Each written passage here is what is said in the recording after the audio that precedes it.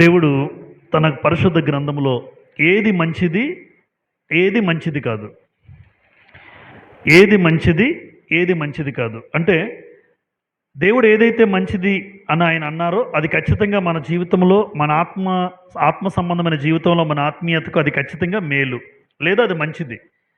ఆయన ఏదైతే మంచిది కాదు అన్నాడంటే ఖచ్చితంగా దానిలో ఏదో ప్రమాదం ఉంది, అది మన ఆత్మీయ జీవితానికి నష్టం చేకూరుస్తుంది. కనుక ఈరోజు ఒక 4 సందర్భాలు మంచివి, ఒక 4 సందర్భాలు మంచిది కానిది, ఒక 4 సందర్భాలు దేవుని గ్రంథం నుండి మనం ఆలోచన చేయడానికి సిద్ధపడదాం. కాబట్టి ఈరోజు అంశము ఏది మంచిది, ఏది మంచిది కాదు. ముందు ఏది మంచిదో మనం చదువుకుందాం. నెంబర్ వన్ దేవుని స్తుతించుట మంచిది. 92వ కీర్తన ప్రారంభ వచనం చదువుదాం అందరం. చూడండి, 92వ కీర్తన 1-2 వచనంలో యెహోవాను స్తుతించుట మంచిది, మహోన్నతుడా నీ నామమును కీర్తించుట మంచిది. అమ్మ, దేవుని స్తుతించుట ఏంటన్నారు? మంచిది. మీరు ఎంతగా దేవుని స్తుతిస్తారో, ఎంతగా దేవుని కీర్తిస్తారో, ఎంతగా దేవుని గణపరుస్తారో అది దేవుని దృష్టిలో అది మంచిది. అది మంచిది అని దేవుడు అంటున్నాడు. కానీ దేవుని స్తుతిస్తున్నామా లేదా? దేవుని ప్రతిరోజు స్తుతి యాగము మన జీవాఫలాలను హృదయపూర్వకంగా మనం అర్పించగలుగుతున్నామా దేవునికి? ఆయన సన్నిధిలో దేవుడు చేసిన కార్యాలను బట్టి దేవునికి కృతజ్ఞతాస్తుతులు చెల్లించగలుగుతున్నామా? ఉదయం లేచింది మొదలు రాత్రి పడుకునే వరకు కూడా ఎన్నో కార్యాలు, ఎన్నో ప్రమాదాల నుంచి దేవుడు తప్పించాడు, ఎన్నో ఆటంకాల నుంచి దేవుడు తప్పించాడు. మన జీవితంలోని, మన బిడ్డల జీవితాల్లోని దేవుడు అనుదినము అనునిత్యము చేస్తూ ఉన్నాడు. కనుక ఏది మంచిది అంటే యెహోవా దేవుని స్తుతించుట మంచిది. 147వ కీర్తన, అక్కడ కూడా కీర్తనకారుడు ఏమంటాడో చూడండి. 147వ కీర్తన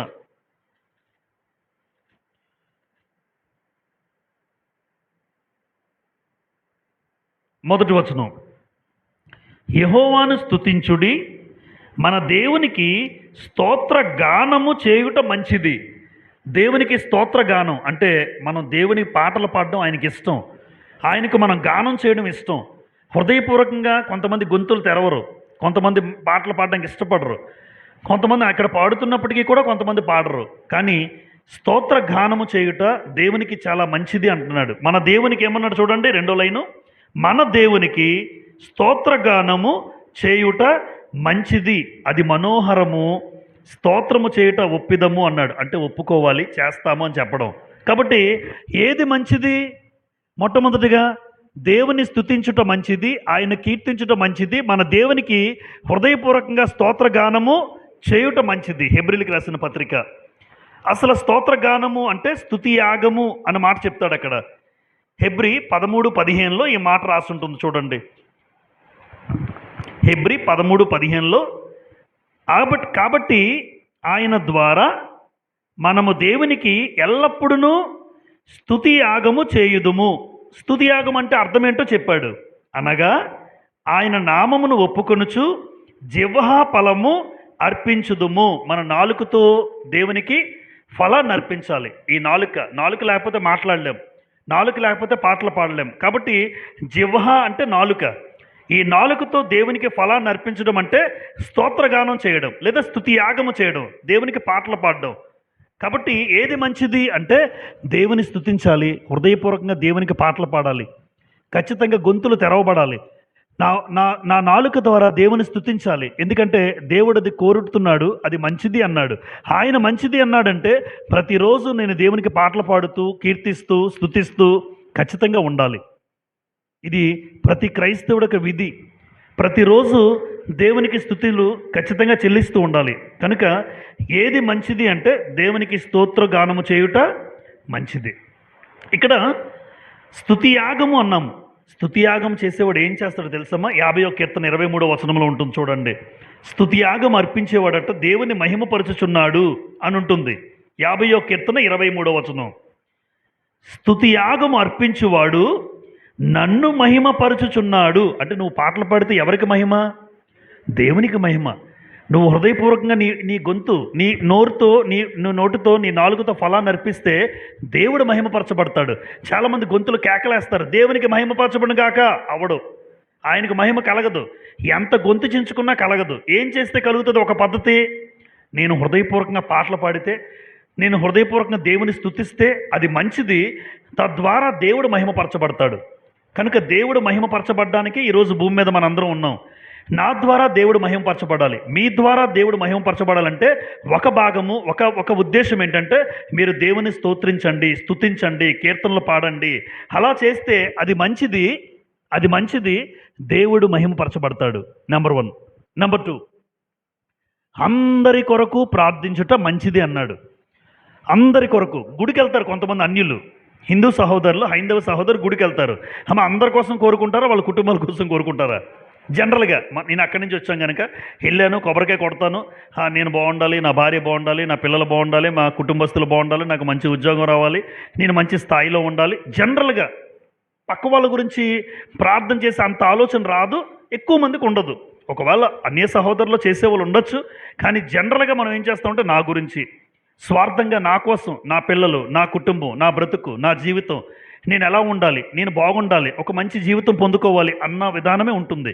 కానీ ఇక్కడ దేవుడు, క్రైస్తవులుగా మన దేవుడు ఎంత గొప్పవాడంటే ఏం కోరుతున్నాడంటే అందరి కోసం ప్రార్థించండి. ఇంకా దేవుడు ఏది ఇష్టపడతాడో తెలుసమ్మా? అందరి కోసం ప్రార్థించి లాస్ట్ నీ కోసం పెట్టుకో. ముందు అందరి కోసం ప్రార్థించు, లాస్ట్ నీ కోసం పెట్టుకో. అది అలవాటు చేసుకున్నాను.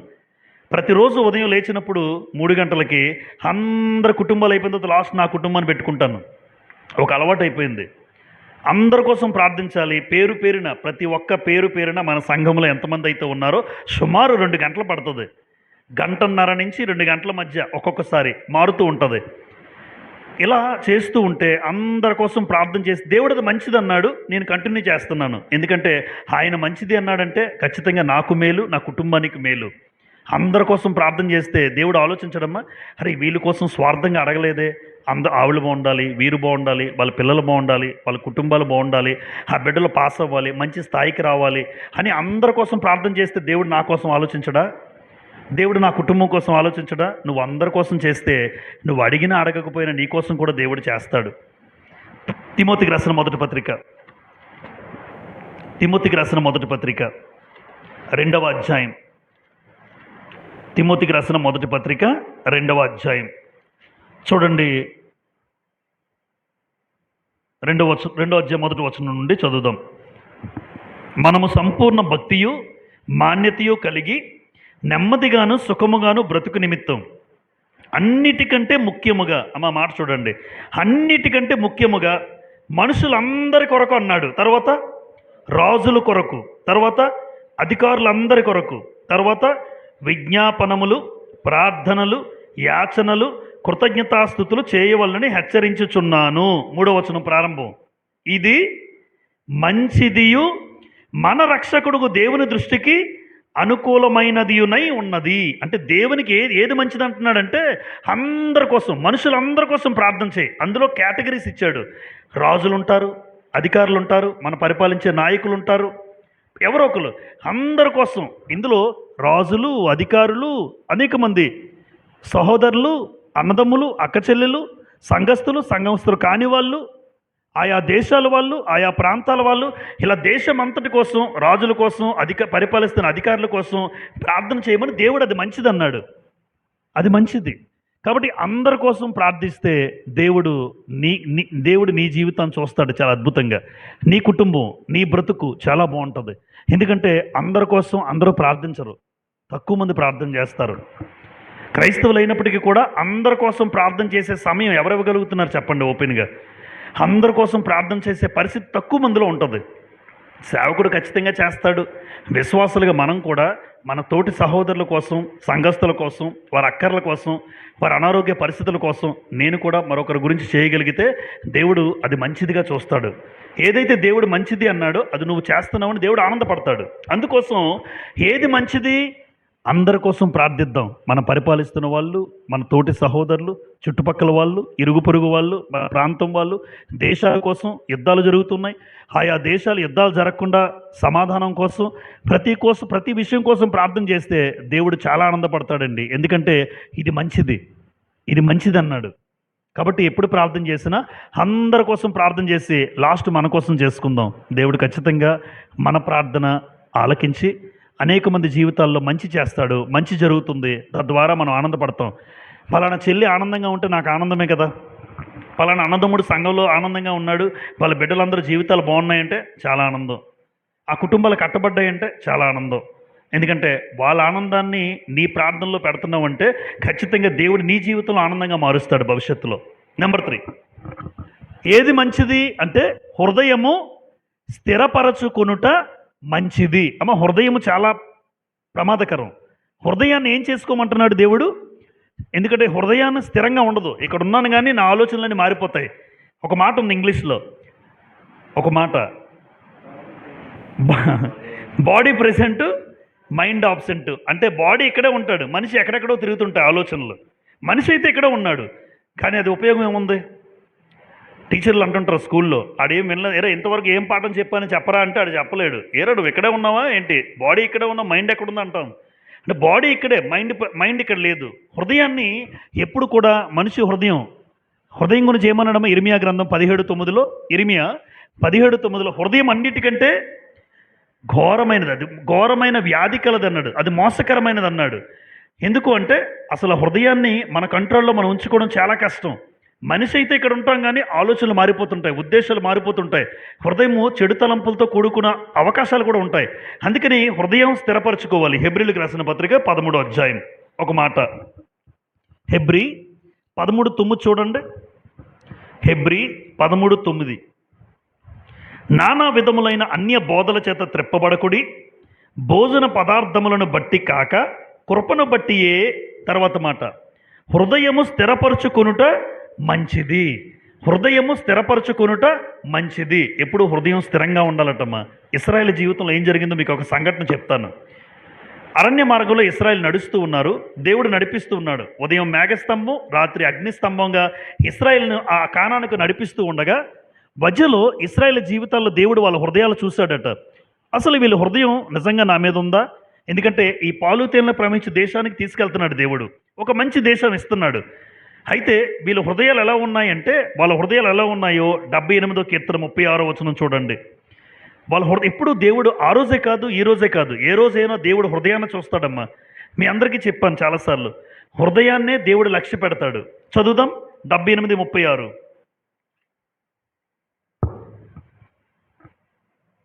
అయినను వారి హృదయము ఆయన ఎడల స్థిరముగా ఉండలేదు, ఆయన నిబంధనను వారు నమ్మకముగా గైకొనలేదు. హృదయం ఆయన ఎడల ఎలా లేదు? స్థిరముగా లేదన్నారు. చూసారా, దేవుడు ఏమన్నాడు? హృదయము స్థిరపరచుకునుట మంచిది. హృదయాన్ని స్థిరపరచుకుంటే మంచిది. ఎందుకంటే హృదయం అన్నిటికంటే మోసకరమైనది, అది ఘోరమైన వ్యాధి కలది. ఖచ్చితంగా మనిషిని నాశనం చేసేది, మనిషిని పాతాళానికి నడిపించేది, మనిషిని దేవునికి దూరం చేసేది హృదయమే. హృదయం చాలా ప్రాముఖ్యమైనది క్రైస్తవ జీవితంలో. అందుకే హృదయం స్థిరపరచుకుంటే మంచిది అన్నాడు. ఇప్పుడు ఇశ్రాయేలు జీవితం చెప్పాడు, ఏమన్నాడమ్మా? వారి హృదయం ఎలా ఉంది? ఆయన ఎడల స్థిరముగా ఉండలేదు. ఇప్పుడు మన గురించి చెప్పినప్పుడు ఇప్పుడు ఒక పలానా వ్యక్తి గురించి చెప్పి నా హృదయం ఎలా ఉంది, మనందరి హృదయాలు కూడా చెప్తాడు. ఇశ్రాయేలు హృదయాలు చెప్పిన దేవుడు మన హృదయాలు చెప్పడా? మరి మన హృదయాలు స్థిరంగా ఉండలేదంటే, లేదా మన హృదయాలు స్థిరంగా ఉన్నాయంటే ఎంత బాగుంటుంది. మన హృదయాలు కూడా ఆ ఇశ్రాయేలు గురించి ఏదైతే చెప్పాడో మన గురించి అలా చెప్పకూడదు దేవుడు. పలానా క్రైస్తవుల హృదయం, పలానా వాళ్ళ హృదయం చాలా మంచిది, వాళ్ళు హృదయాన్ని స్థిరపరచుకున్నారు. ఎందుకంటే దేవుడు హృదయాన్ని లక్ష్య పెడతాడు. సమూయేలు మొదటి గ్రంథం మనకి 16:7లో ఉంటుంది, మీరు తర్వాత చూడండి. మొదటి సమూయేలు గ్రంథం 16:7లో దేవుడు హృదయమును లక్ష్య పెట్టును, ఆయన చూసేది హృదయాన్నే. ఇప్పుడు సహోదరుని కానీ సహోదరిని కానీ చూసినప్పుడు ఆయన మన బాహ్య రూపాన్ని చూడ్డు, పై రూపాన్ని చూడ్డు. దేవుడు పై రూపాన్ని లక్ష్య పెట్టడు. నలుప, తెలుప, లోవ, సన్నమ పక్కన పెట్టండి. మనిషిని చూడ్డు. మనిషిలో ఉన్నటువంటి అంతరంగంలో ఉన్న హృదయం ఎలాంటిది, ఆయన ఆ హృదయం దేవుని పట్ల ఎలా ఉంది అన్నది ప్రాముఖ్యం. చెడుతనంతో ఉందా, మంచిగా ఉన్నాడా, ఎవరి మీదైనా చెడుగా ఆలోచిస్తున్నాడా, మంచి హృదయంతో ఉన్నాడా, కల్మషం లేని హృదయంతో ఉంటే అది దేవుడు చూస్తాడు. అలాంటి వాళ్ళని దేవుడు లక్ష్య పెడతాడు. దావీదు హృదయం ఎలా ఉందటమ్మా? దావీదు హృదయం అప్పుడు సెలక్షన్ లిస్టులో ఎవరు నిలబడ్డారు? ఏడుగురు కుమారులు లేరు. సమూయేలు చెప్తున్నాడు, పెద్దోడు వచ్చాడు, ఎస్ఐ కుమారులు 1 2 3 4 7 అయిపోయారు. అయ్యా ఇంకెవరు నీకు లేరా అని అడిగారట. సమూయేలు అడుగుతాడు, ఉన్నాడు కడసరి వాడు ఉన్నాడు, వాడేమో గొర్రెలు కాస్తున్నాడు, అరణ్యంలో ఉన్నాడు అంటే అర్జెంటుగా పిలువు అంటే దేవుడు ఈ 7 హృదయాలు దేవుడికి నచ్చలేదు. ఎవరి హృదయం నచ్చింది? అందుకే దావీదుని రాజుగా కూర్చోబెట్టాడు, అభిషేకం చేయడానికి సమూయేలుని పంపించాడు. అంటే హృదయాన్ని చూసి అభిషేకం చేయించాడు. రేపు పొద్దున కొలత ఎలాగేస్తాడంటే హృదయాన్ని బట్టే కొలత దేవుడు. మనంత కొలిచేది కూడా నా హృదయాన్ని బట్టి, మీ హృదయాన్ని బట్టి దేవుడు కొలత కొలుస్తాడు. అందుకే అలాంటి ప్రాముఖ్యమైన హృదయాన్ని ఏం చేసుకోవాలి? స్థిరపరచుకోవాలి. ఇది మంచిది. ఎంతగా హృదయాన్ని స్థిరపరచుకుంటావో దేవుడి సెలక్షన్ లిస్టులో మీరు నేను ఉంటాం. హృదయం పాడైపోతే దేవుడు నన్ను ఎన్నుకోడు. నెంబర్ 4, ఏది మంచిది? మేలు చేసి చదువుదాం. మేలు చేసి శ్రమపడుట మంచిది. మేలు చేసి శ్రమపడుట మంచిది. పేతురు రాసిన మొదటి పత్రిక 3:17 చూడండి. మొదటి పేతురు 3:17. మొదటి పేతురు 3:17 లేదంటే 17 చదువుదాం. రైట్. దేవుని చిత్తం అలాగున్న ఎడల 18 కూడా కలుస్తుంది చూడండి. 3, 17, 18 చివరి భాగంలో దేవుని చిత్తం అలాగున్న ఎడల కీడు చేసి శ్రమపడుట కంటే మేలు చేసి శ్రమపడుటయే బహుమంచిది. బహుమంచిది అమ్మ. బహుమంచిది అంటే చాలా మంచిది. ఏది చాలా మంచిదటమ్మా? కీడు చేసి అమ్మ, కీడు చేసినోడికి ఇబ్బంది కలిగిందనుకో, అది మంచిదా? దేవుడు అంటున్నాడు, ఇప్పుడు నేను నష్టం చేశానండి సహోదరుడికి, నేను నష్టం చేశాను, ఆయనకి నష్టం చేయడం వల్ల నాకు నష్టం జరిగింది అనుకోకుండా దేవుడు ఏమన్నారు? అరే నువ్వు నీకు శ్రమ రావడం మంచిదే అంటాడు. ఎందుకు? నువ్వు ఒక వ్యక్తిని నువ్వు శ్రమ పెట్టావు, వాళ్ళకి నష్టం చేకూర్చావు, నీకు కష్టం వచ్చింది. పెద్ద అదేముంది అంటే శ్రమ పడడం ఇబ్బంది కాదు. నేను మేలు చేశాను ఒక వ్యక్తికి, మేలు చేస్తే ఆ వ్యక్తి వల్ల నాకేం ఎదురయ్యింది? శ్రమ. అది మంచిది అంటున్నాడు దేవుడు. చూస్తాడు దాన్ని. నేనైతే మేలే చేశానయ్యా అందరికీనా, నాకు తెలిసి ఎవ్వరికీ నేను అన్యాయం చేయలేదు, కానీ నా జీవితంలో అందరి వల్ల నాకు కొన్ని శ్రమలే వస్తున్నాయంటే దేవుడు అంటాడు అయినా మంచిదే, ఇబ్బంది లేదు. యోసేపు అన్నదమ్ములకు ఏం చేశాడు? మేలు చేశాడు. కానీ అన్నదమ్ముల వల్ల యోసేపుకి ఏమొచ్చింది? కీడే జరిగింది. ఆఖరికి గోతులో దోసేశారు, ఎక్కడికో అమ్మేశారు. అన్నదమ్ములు కీడే చేశారు. కానీ అన్నదమ్ములు దొరికిన తర్వాత కూడా అన్నదమ్ముడికి ఏం పెట్టాడు? అన్నం పెట్టాడు. అన్నదమ్ముల పిల్లలకి అన్నం పెట్టాడు. అంటే మేలు చేసి శ్రమపడుట దేవుడు ఏమన్నాడమ్మా? మంచిది. ఇది మంచిది. ఒక రోజున ఆ వ్యక్తికి మంచి జీవితం ఉంటుంది. ఈరోజు కనబడకపోవచ్చు. ఎప్పుడు నువ్వు మేలు చేస్తూ ఉండు. చాలామంది నువ్వు మేలు చేస్తుంటే నీకు నష్టమే చేస్తారు, నీకు ఇబ్బంది పెడతారు, నీకు బాధ పెట్టచ్చు, దుఃఖ పెట్టచ్చు, నీ మీద నిందలయ్యచ్చు. నువ్వు మాత్రం మేలే చేస్తున్నావు. దేవుడు అన్నాడు మేలు చేసి శ్రమపడుట మంచిది అన్నాడు. ఒక మాట చదువుదాం. పేతురు రాసిన మొదటి పత్రిక 2వ అధ్యాయం. మొదటి పేతురు 2వ అధ్యాయం 19-20 చూడండి. 19-20.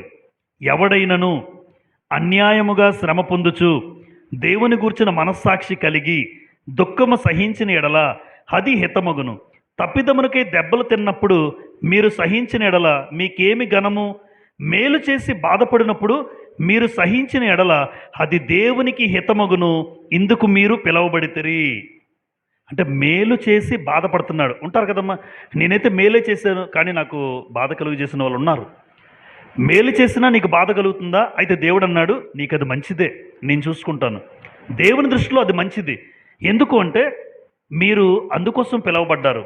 ఇప్పుడు యేసుప్రభు కూడా ఈ లోకంలో ఏం చేశాడు? ఆయన వచ్చి తన ప్రాణం పెట్టాడు, మనుషులందరి కోసం ప్రాణం పెట్టాడు. కానీ మనుషులు అర్థం చేసుకోక ఆయన సిలువ వేశారు. ఆయన మేలు చేసి శ్రమపడ్డాడు. అది మంచిదయిందా? ఈరోజు ప్రభు దగ్గర ఉన్నాడు ఆయన. అలాగా అంటే ప్రభువు దగ్గర, తండ్రి దగ్గర కుడిపార్శ్వంలో ఈరోజు యేసుప్రభు ఉండడానికి కారణం ఏంటంటే ఈ భూమి మీదకి వచ్చాడు, మనుషులందరి కోసం ప్రాణం పెట్టాడు, కానీ ఆ మనుషులే ప్రాణం తీసేశారు. నేనైతే మేలే చేశాను. మేలు చేసి శ్రమపడ్డాడు యేసుప్రభు. ఈరోజు అత్యున్నతమైన స్థాయిలో కూర్చున్నాడు. కాబట్టి లోకంలో నువ్వు మేలు చేస్తూ వెళ్ళు. నీకు దుఃఖం కలిగినా, నీకు నష్టం కలిగినా ఒక రోజున దేవుడు నిన్ను ఒక ఉన్నతమైన స్థాయిలో కూర్చోబెడతాడు. అది ఎవరూ పొందుకోలేరు. అంత స్థాయిలో మనం ఉంటాం. కనుక ఏది మంచిది? మేలు చేసి శ్రమ కలిగినా పర్వాలేదు, ఇబ్బంది కలిగినా పర్వాలేదు, ఏడ్చినా పర్వాలేదు. దేవుడు ఒక రోజున నీ స్థాయి ఒక ఉన్నతమైన స్థాయిలో దేవుడు కూర్చోబెడతాడు. ఇది మంచిది. ఏది మంచిది? ఒకసారి దేవుని స్తుతించుట మంచిది, అందరి కోసం ప్రార్థించుట మంచిది, హృదయాన్ని స్థిరపరచుకొనుట మంచిది. మేలు చేసి కష్టాలు పడినా శ్రమ పడినా మంచిది. ఇవి 4 విషయాలు. ఇప్పుడు ఏది మంచిది కాదో చూద్దాం. 4 విషయాలు.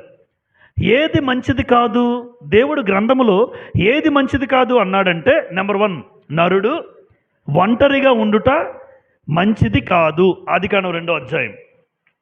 ఆదికాండం 2వ అధ్యాయం 18వ వచనం. వివాహ సమయాల్లో ఈ యొక్క లేఖన భాగాన్ని చదువుతూ ఉంటాం.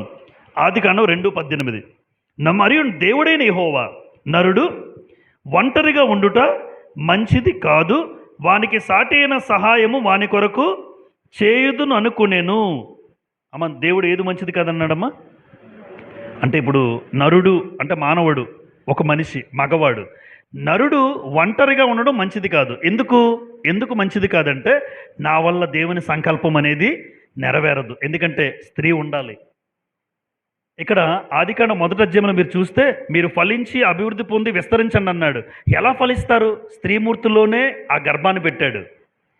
మగవాళ్ళలో పిల్లలు పుట్టే అవకాశం లేదు. మగవాళ్ళలో పిల్లలు పుట్టే అవకాశం లేనప్పుడు ఎలా ఫలిస్తారు? మీరు ఫలించి అభివృద్ధి పొందండి అని దేవుడు ఆశీర్వదించాడు. మా ఆదికాండం 1:26-27లో చూస్తాం. మరి మగవాళ్ళలో ఆ సృష్టి క్రమం లేదు. ఆడబిడ్డలోనే, ఆ చెల్లి అక్కలోనే ఆ గర్భస్థం పెట్టాడు దేవుడు. అంటే ఆ వ్యవస్థను పెట్టాడు దేవుడు ఆడవాళ్ళలోనే. పిల్లలు పుట్టే ఆ వ్యవస్థను దేవుడు ఏర్పాటు చేసినప్పుడు, ఇప్పుడు ఫలించాలంటే నరుడు ఒంటరిగా ఉంటే దేవుని ఫలింపు ఎలా అవుతుంది? దేవుని వాగ్దానం ఎలా నెరవేరుతుంది? కాదు. అందుకోసం ఈ నరుడు ఒంటరిగా ఉండటం మంచిది కాదన్నాడు. ఎందుకు మంచిది కాదంటే, దేవుని సంకల్పం కుటుంబ వ్యవస్థ ఏర్పడాలి. ఆ కుటుంబ వ్యవస్థ ద్వారా ఒక స్త్రీమూర్తి రావాలి. ఆవిడ ద్వారా వాళ్ళిద్దరిని బట్టి పిల్లలు కలగాలి. సృష్టి క్రమము జరగాలి. ఈ సృష్టి విస్తరించాలి. ఈ సృష్టి లోకములో అనేక మంది బిడ్డలు దేవునికి చిత్తానుసారంగా ఆయన దగ్గరికి వెళ్ళగలగాలి. అంటే విస్తరించాలి అంటే ఖచ్చితంగా నరుడు వల్ల ఒక్కడి వల్ల కాదు గనుక దేవుడు ఏమన్నాడంటే, నరుడు ఒంటరిగా ఉండుట మంచిది. ఎందుకంటే నేను ఒక్కడనే ఉన్నాను అనుకోండి. అమ్మ, ఆదాం ఒక్కడే ఉండిపోయాడండి. ఆదాం ఒక్కడి వల్ల ఏమైనా అవుతుందా? కాదు. ఆదాం ఒక్కడే ఉంటాడు, ఎప్పటికైనా ఒక్కడే ఉంటాడు. అవ్వ గనుక లేకపోతే ఆదాం ఎప్పటికీ సింగిల్ పర్సన్ వల్ల దేవుడు ఏం మహింపరచబడతాడు? ఆ వ్యక్తి వల్ల దేవుడు ఆయన ఏదైతే అన్నాడో, మీరు ఫలించండి అంటే అవకాశం ఎక్కడుంది? అందుకోసం ఒక్కడి వల్ల సాధ్యం కానిది సాటి అయిన సహాయం అవ్వనిచ్చాడు దేవుడు. అవ్వనిచ్చిన తర్వాత అప్పుడు జనరేషన్స్ అనేవి లోకంలో మనం చూస్తూ ఉన్నాం. అదే అవ్వ గనుక లేదనుకోండి, ఆదాం ఒక్కడే ఉన్నాడు అనుకోండి, ఎప్పటికీ స్టిల్ ఆదాం ఒక్కడే ఉంటాడు. దేవుడు అందుకే నరుడు ఒంటరిగా ఉండుట మంచిది కాదు. మరొక సందర్భం చెప్తాను. ప్రసంగి గ్రంథం ఎందుకు ఒంటరిగా ఉండడం మంచిది కాదు అంటే, ప్రసంగి గ్రంథం 4వ అధ్యాయం 9-10 వచనాలు చూడండి. ప్రసంగి 4వ అధ్యాయం 9-10 వచనాలు.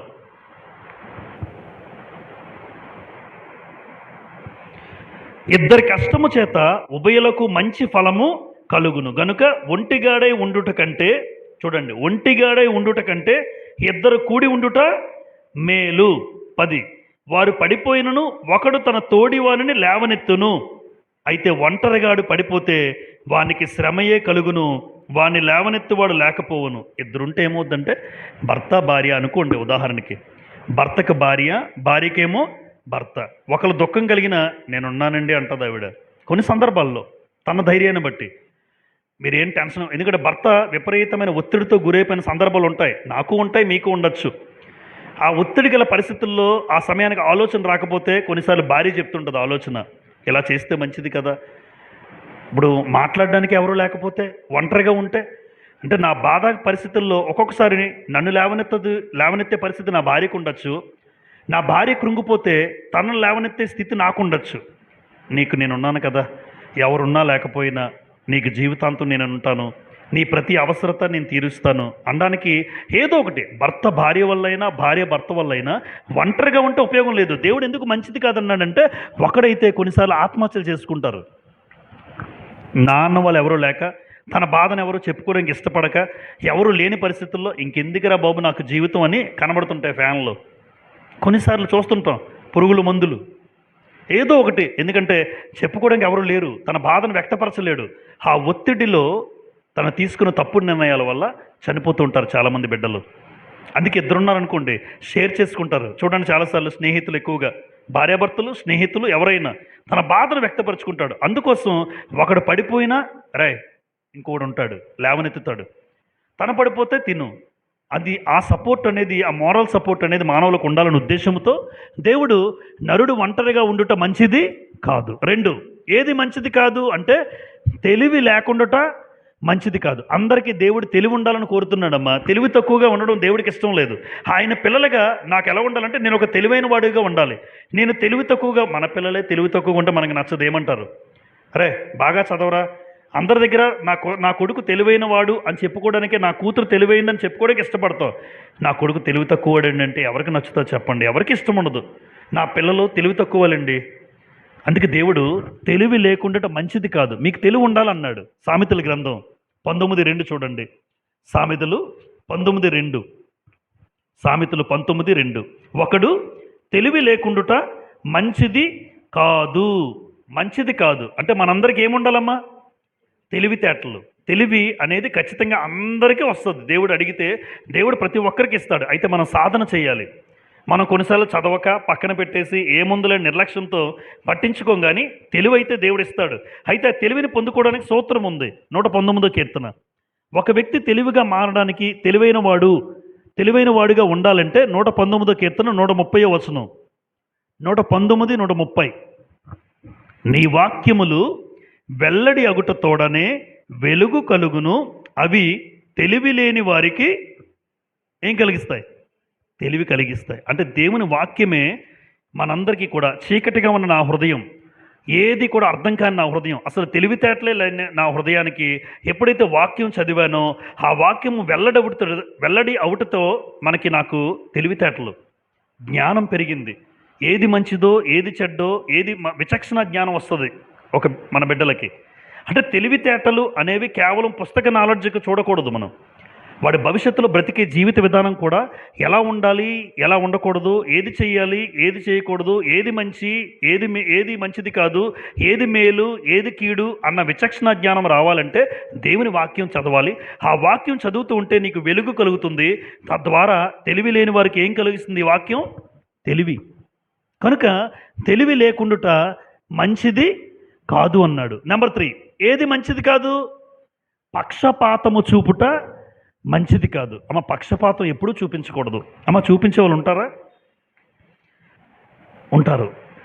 ఎందుకు? నాకు తెలిసిన వాళ్ళే మా టీచర్స్లోనే వాళ్ళు అంటారు, మా క్యాస్టే కదా అంటున్నాడు అని. మా క్యాస్ట్ అయితే బేగ్ చేస్తారు మేడం పని. వాళ్ళు మన క్యాస్ట్ కాదండి అన్నాడు వాళ్ళతోనే. మన క్యాస్ట్ కాదు బ్రో సార్, వేరే క్యాస్ట్ ఏంటంటే సరే చేద్దాంలే పక్కన పెట్టు అంటున్నాడు.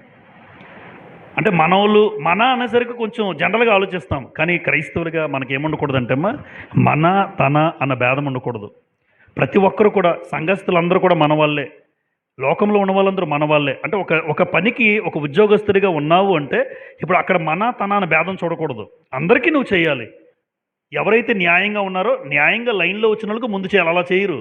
ఎక్కడో ఉంటాడు కానీ మనోడు కదా, వాడు అప్లికేషన్ ముందుకు వస్తుంది. దీన్ని ఏమంటారంటే దేవుడు ఒక రోజున చూస్తాడు. పక్షపాతము క్రైస్తవులకు తగదు. ఎందుకు పక్షపాతం చూపుట మంచిది కాదు? ఆ మాట ముందు చదువుదాం. సామెతలు 28:21 మాట ఎక్కడుందో ముందు చదువుదాం. సామెతలు 28:21 చూడండి. సామెతలు 28:21. పక్షపాతము చూపుట మంచిది కాదు. దేవుడు చెప్పేశాడు. ఎప్పుడు క్రైస్తవ జీవితంలో సహోదరుల మధ్య కానీ ఎక్కడున్నా నీ జీవితంలో ఒకవేళ నేనైనా మీరైనా పక్షపాతం అనేది ఎప్పుడు చూపించకూడదు. పక్షపాతం నా బిడ్డలకు ఎలాగైతే మంచి చెప్తానో నా సహోదరుల పిల్లలు కూడా అమ్మ ఇది మంచిది కాదంటే మంచిది చెప్పాలి. వీళ్ళకేమో చెప్పి వాళ్ళు పోయినా పర్లేదులే మన పిల్లలు కాదు కదా అన్న భావన రాకూడదు. వీళ్ళని ఎలాగైతే గద్దిస్తానో నా సహోదరుల పిల్లలు కూడా తప్పు చేస్తుంటే అలాగే గద్దిస్తాను. ఎందుకంటే వాళ్ళు బాగుండాలి.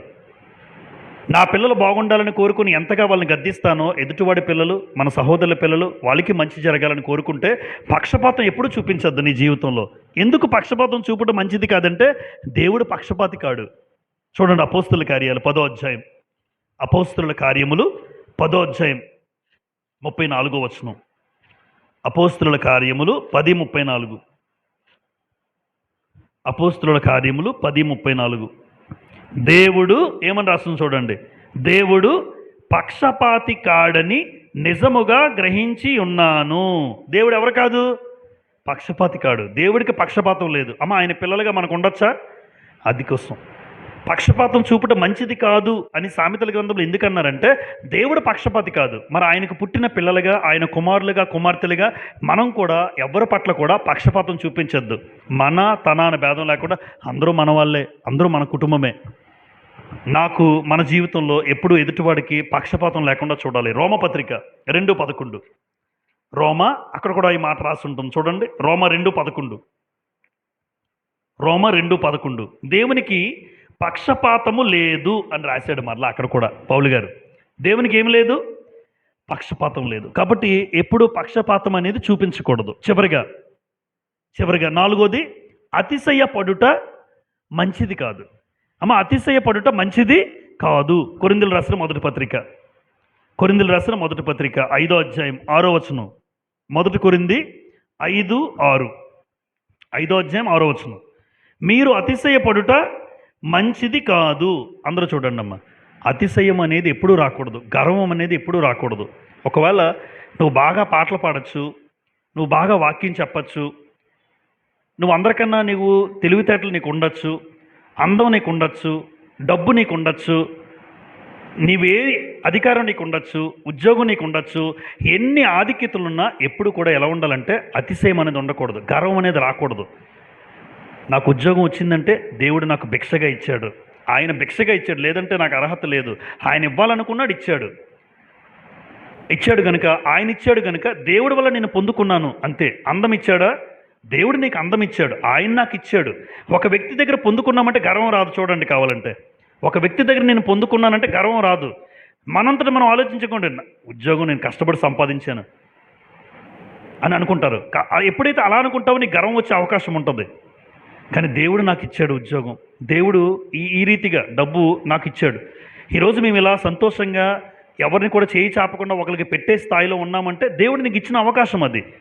అంతేగాని ఎప్పుడు నువ్వు గర్వించుకో, నీకున్న స్థాయిని బట్టి సంతోషించు, ఒకరికి పెట్టు. అంతేగాని అతిశయం అనేది ఎప్పుడూ రాకూడదు.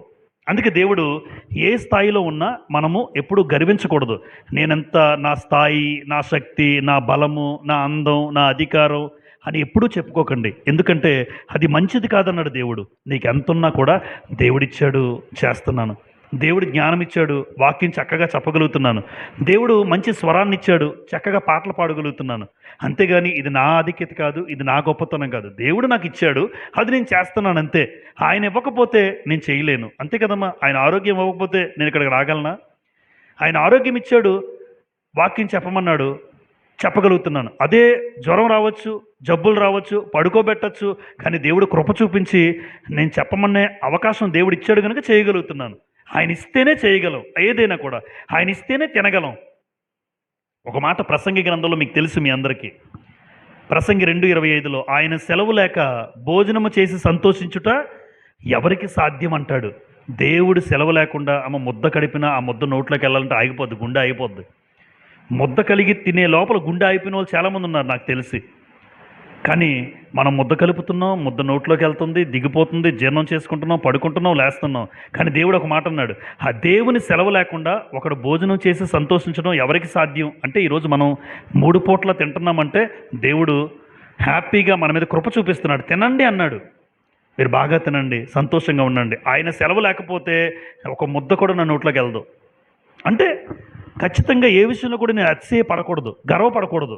మనకున్న ఎన్ని ఆధిక్యతలున్నా, ఎన్ని గొప్పతనాలున్నా. కాబట్టి ఇది మంచిది కాదు. నరుడు ఒంటరిగా ఉండుట మంచిది కాదు. 2, తెలివి లేకుండుట మంచిది కాదు. పక్షపాతం చూపుట మంచిది కాదు. అతిశయపడుట మంచిది కాదు. ఏది మంచిదో చెప్పాను, ఏది మంచిది కాదో మీ కళ్ళ ముందు పెట్టాను. ఇప్పుడు దేవుని దృష్టికి మంచిది చేస్తున్నావా, మంచిది కానిది చేస్తున్నావా? ఏది మంచిది అన్నాడో అలా చేయడానికి ప్రయత్నం చేద్దాం. ఏదైతే మంచిది కాదన్నాడో అలా ఉండకుండా, అలా చేయకుండా, అలా బ్రతకకుండా ఆయన మంచిది అన్న వైపు మన దృష్టి మరల్చుకొని ఈ విధంగా ఏది మంచిది, ఏది మంచిది కాదు అన్న ఆలోచన ఒకసారి మరలా జ్ఞాపకం చేసుకొని మన జీవితంలో ముందుకు వెళ్ళాలని నన్ను నేను హెచ్చరించుకుంటూ మీకు మనవి చేస్తూ ఉన్నాను. అందరికీ ప్రభుపేట వందనాలు చెల్లిస్తున్నాను.